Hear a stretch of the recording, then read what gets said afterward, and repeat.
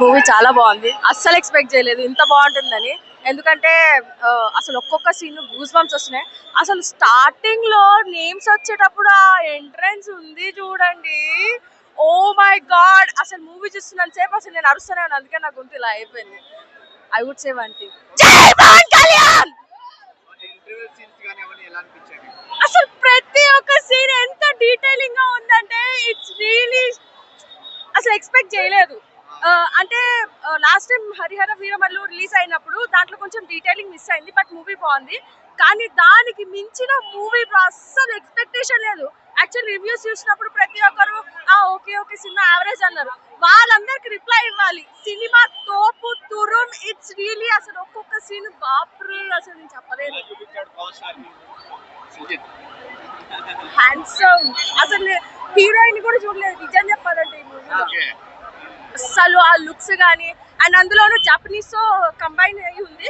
ప్రతి ఒక్క scene, martial art scene, ఆ నాన్ చాట్ scene, it's really highlight. Story super, meaning maintain చేస్తూ నెక్స్ట్ ఎమోషన్స్ అన్ని క్యారీ చేస్తూ. అసలు ఫస్ట్ హాఫ్ అయితే కుర్చీలో కూర్చోలేదు.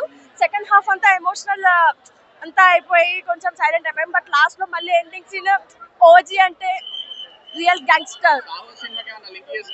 ఎస్ ఉంది మధ్యలో, అదే సస్పెన్స్. నేను స్పాయిల్ చేయాలనుకోవట్లేదు. ప్రతి ఒక్కరు రావాలి. అండ్ ఎవరు ఐబొమ్మలో చూడకండి, ఎందుకంటే ఈ ఎక్స్పీరియన్స్ థియేటర్ లో చూస్తేనే బాగుంటుంది. నేనైతే సజెస్ట్ చేసేది.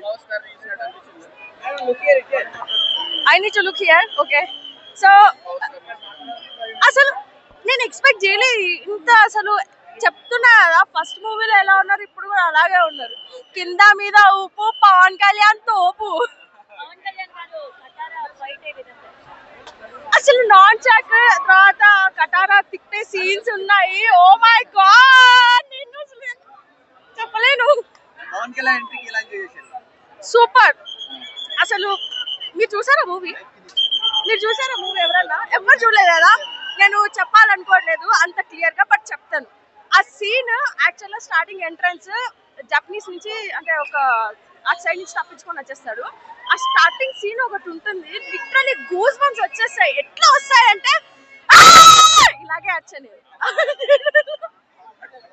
నిజంగా. నేను అలా అరవడం వల్లనే నా గొంతు ఇలా అయిపోయింది మొత్తం.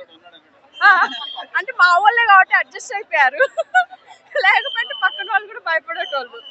సో అందరూ ఐబొమ్మలో చూడకుండా, ఆడ ఇలా చూడకుండా థియేటర్కి వచ్చి చూడండి.